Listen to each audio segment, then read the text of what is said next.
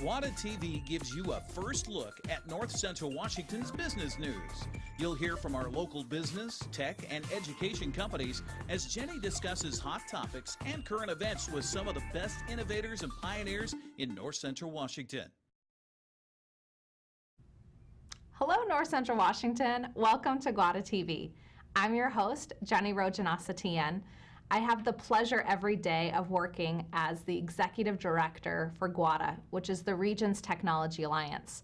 We believe in supporting technology, entrepreneurship, and STEM education. And right here on the NCW Life channel, we get to share some of those stories by interviewing guests from the community. Today, we've invited one of GWATA's partners, the Wenatchee Valley Chamber of Commerce, to talk about the great work their nonprofit is doing in the community and how you can get involved. So stay tuned. It's going to be a fun episode of GWATA TV.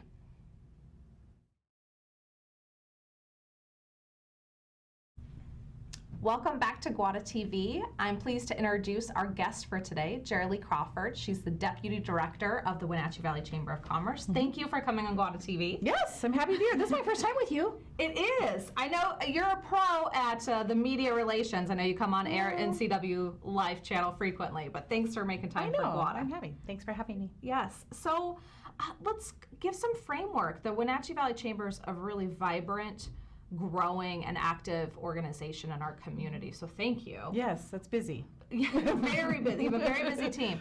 But for those who may not have been connected or are aware of the great work, help us introduce what is the role of the Chamber in our community?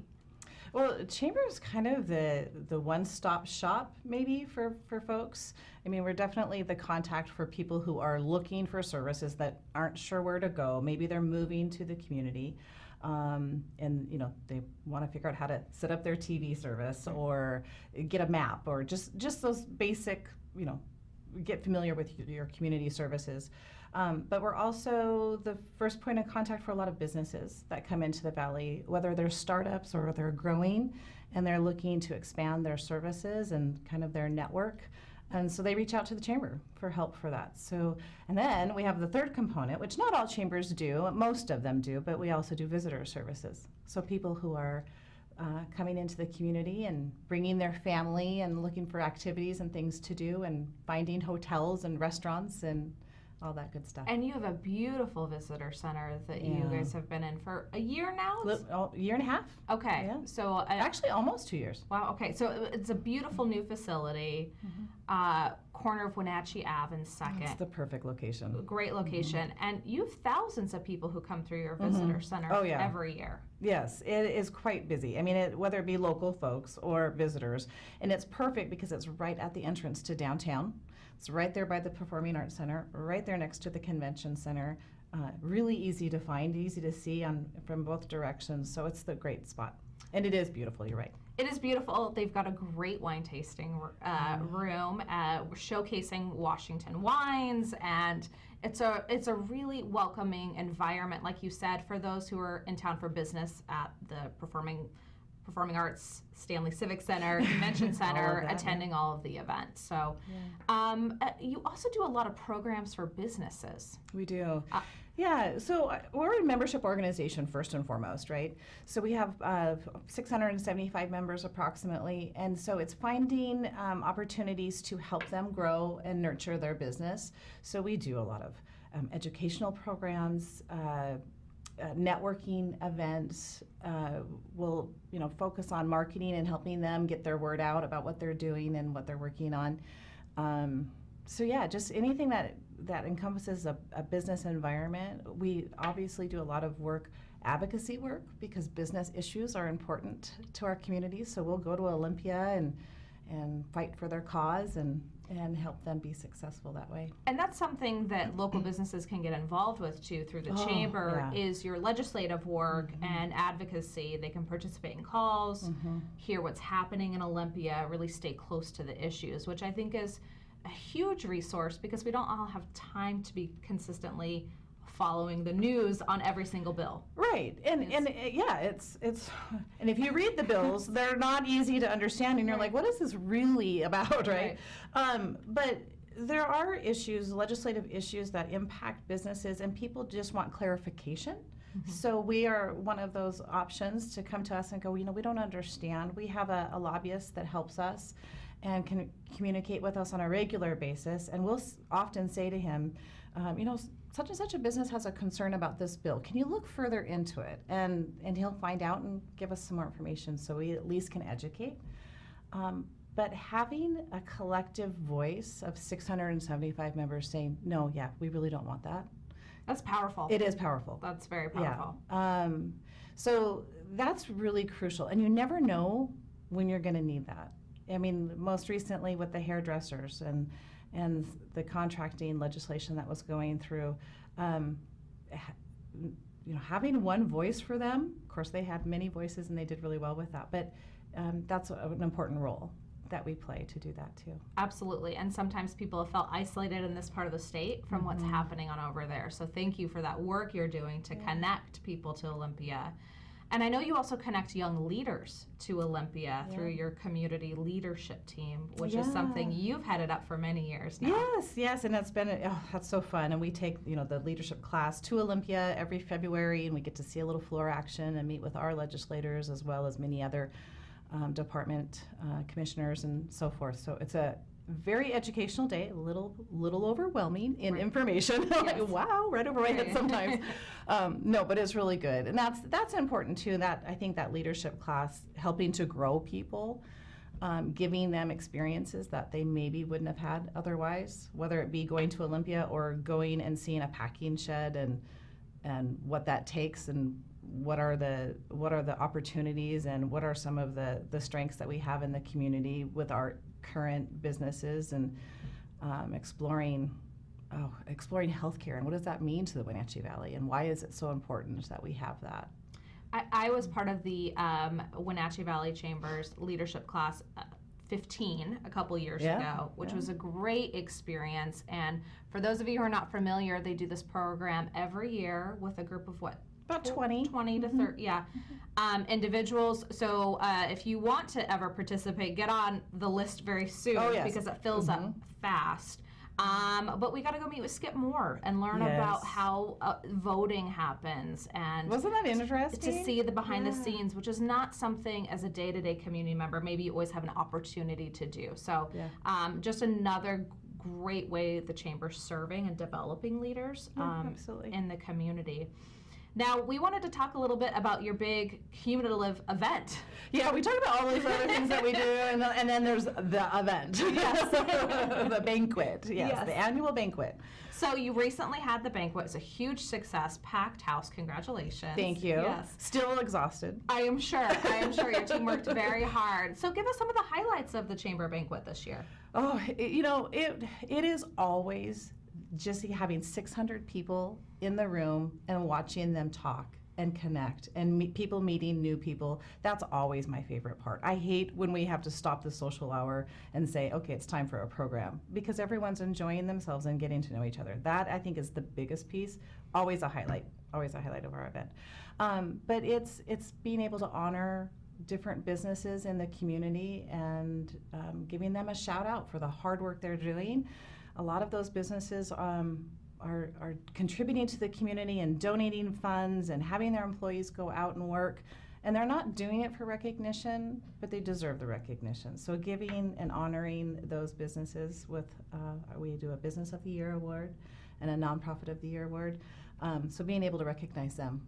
And I think for me too, the Nonprofit of the Year award is really special because you yourselves are a nonprofit, but yet you're dedicating the time to highlight some of those champions in different areas. And if you can tell the audience this year's winner of the Nonprofit of the Year. Yeah, so the nonprofit went to Chelan Douglas Volunteer Attorney Services. Quiet little group of folks who are working hard to make sure that every citizen receives legal advice, legal support. Not everyone can afford it, but lots of people need it. So they're there whether you can afford it or not. And what I love about the team at Chelan Douglas Volunteer Attorney Services is that it's truly a huge volunteer network. Yes. So they have a nonprofit team who's doing that administration and helping support people who may not have resources, but it's this entire network of professionals who volunteer the time that's so needed. So yeah, they're very skilled attorneys. yes. Yeah. So a great group to check out. Yes. But we also wanted to share kind of a new project that the Chamber is working on that was announced during Oh, the yes. banquet. I'm like, what project are The we doing? a big collaborative project with Voortex Productions. And so what we're going to do is actually allow the audience to watch a preview video from Voortex Productions. And then when we come back, Jerry Lee and I will discuss what this project is about and what's ahead. So stay tuned.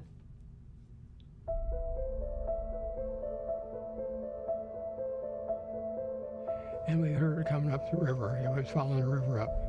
It was really thrilling because all of a sudden the plane just, all of a sudden you saw it, came along the river, and then they come up and landed at that point.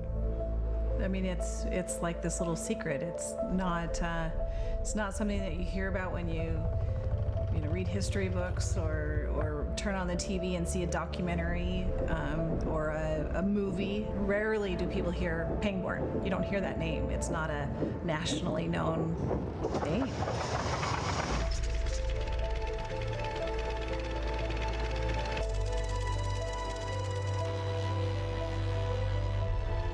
One of the things I find most inspiring about this story is when I learn about how it has changed people's lives. People who have visited Massawa with the Sister City Association and have experienced firsthand a cultural experience that they wouldn't have had otherwise, and then to learn about how that's impacted their perspective on life, those kinds of experiences are priceless. I'd been through World War II in the South Pacific. Back to one of the islands I was on, we killed 4,800 on that one island. I got a picture of a grave in here, buried him. After I went over there and I stayed with the Japanese family, I took my grandson with me. I really changed. Before that, I didn't want anything to do with them. There was a lot of good feelings being developed because of this cooperation that these two Americans had with these Japanese people in northern Japan. Well, we all know what happened 10 years later. 10 years later, the Japanese attacked Pearl Harbor, and the sentiment toward the Japanese in this country took a major dive. For a long time, just the idea of a Japanese in the mind of an American was a negative thing.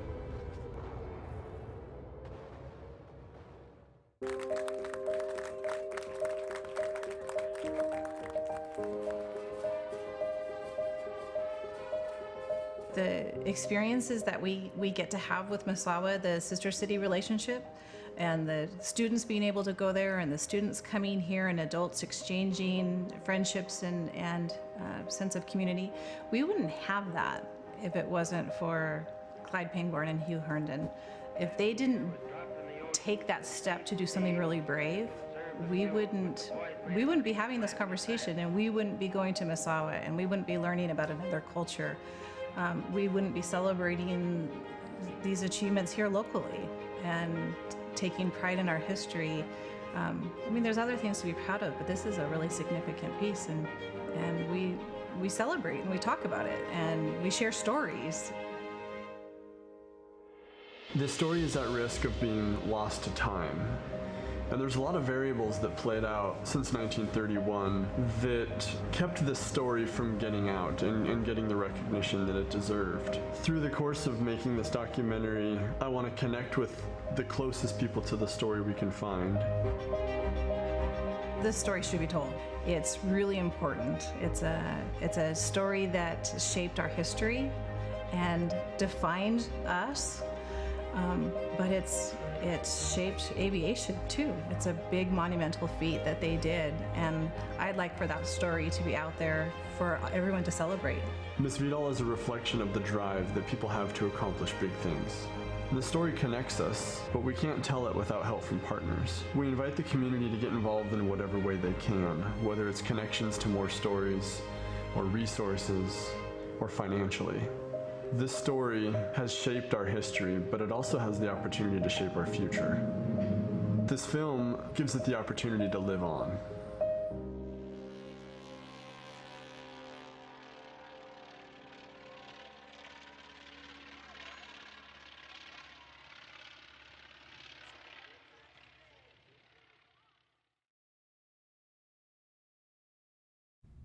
We're back live on air at GWATA TV. Hopefully before the commercial break, you had the chance to watch that preview of the documentary about Miss Vidal. It was powerful, really powerful content. So tell us, Shirley, about this project. Why is the Chamber involved in telling the story? How did it start? And you know, we heard a little bit from you in the video, but I want to hear more.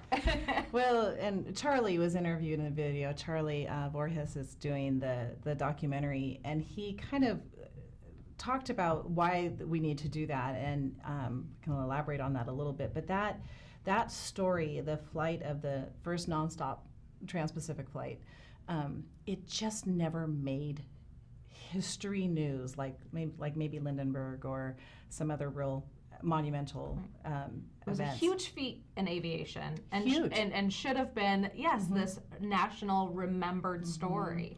And even beyond just that, it is movie material. I mean, everything that could happen to these guys happened. That flight was destined not to be. I mean, they got arrested when they were in Japan. Right. They, they had to modify their airplane to even get it to fly. They had to drop their landing gear. And by doing that, I mean, they had to climb out on the wing of the airplane over the ocean. And I don't even know what the temperature was up there, but it's cold, Right. and he has to climb out on the wing to drop the landing gear. I can't imagine. Right, like this, yeah. Other pilots had tried to do that and never returned, or went and they were gone several hours and came back. It was not supposed to happen. I mean, and it wasn't repeated for another 10 years. Wow. So it's a huge story that just never got out there. And we talk about on the video some of the reasons why it didn't get told.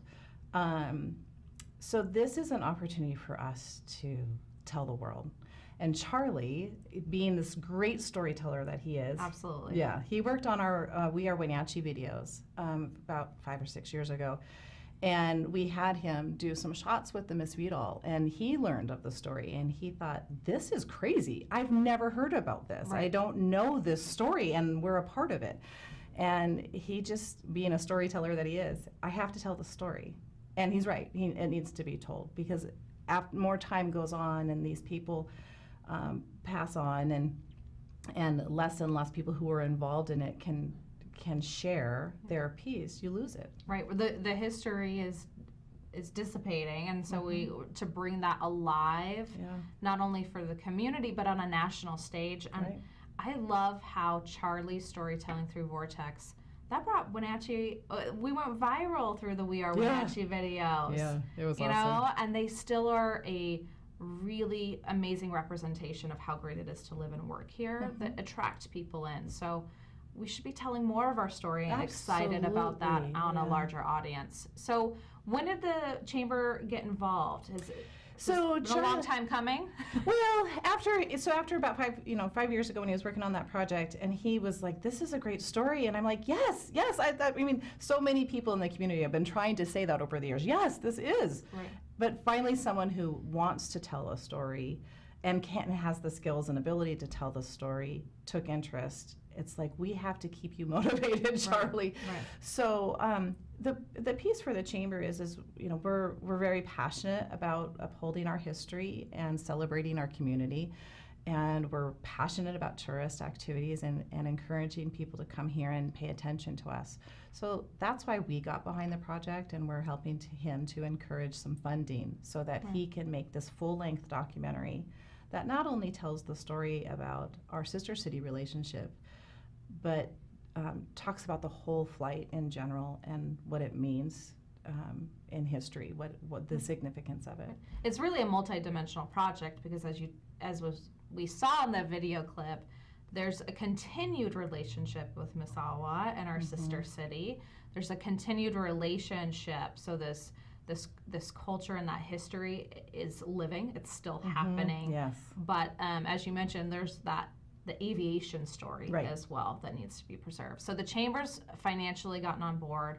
Now the Chamber's helping support outreach to the community for Yes. donations, partners, and for stories. Absolutely. Oh yeah, he needs information. Yes. He needs some of those stories and that history piece so he can put it together and tell it accurately. He's very passionate about making sure the story is real and accurate. But unfortunately, everything takes money. Right. And we're happy just to encourage folks to contribute to that. It's a great project. It will be really a wonderful representation of our community and our people. And also our friends in Massawa. Those people are our best friends, right? So to be able to keep that alive is good for us. Absolutely. Good for the community. And we're kind of winding down here, but you've gone to Massawa as well, and you've experienced that yourself in person. Yeah, 2 times. Pretty transformative experience. Amazing. Yes. Everyone, and students should go. My son went twice also. He was 14 and 18 when he went, and it is, he describes it as life-changing. That's incredible. That's pretty cool. Part of that ongoing that wouldn't have happened without Clyde Pangborn and the start so many years ago. So we encourage you to check out Voortex Productions. I think they have a link there for donations, get information at the Chamber. And before we head out, Jerry, anything else to add? People getting involved with the Chamber, or any recommendations for them? Well, I just always encourage people to come into the Chamber. You don't know what we don't know what you have information to tell us, you share with us. There's lots of businesses here in the community. Right. So it's just really important for you to share with us what you have, because we do lots of referrals. But also on the visitor side, so folks who, I'm sure you have company that comes from out of town. Absolutely. We are a great place to start for information. So just come in, come see us. That's a great point, because everyone asks, where should I go when I come into town? Yeah. And the Chamber even has a little downtown restaurant map. You have all the information about wine tasting, activities. So it takes the load off you. Entertaining to go to the Chamber. Start with us. Yes, absolutely. Well, thank you for coming on air. Thanks for having me. GWATA can't thank the Chamber enough for all the work that you do and being you a guys partner. are great partners with us. We appreciate the work that you do and the technology piece. That is not our expertise, so it's so great that we have partners that are amazing in helping our community with those topics. Well, it's the spirit of Wenatchee, which is the theme of That's your right. banquet, right? We all work together. Well, thank you to North Central Washington for tuning in today. Check out those resources online and join us back next week. Since 1999, GWATA has served as North Central Washington's Tech Alliance. As a 501c3, our mission is to bring people and technology resources together to create a thriving community. Through our work, we aim to inspire, engage, and connect.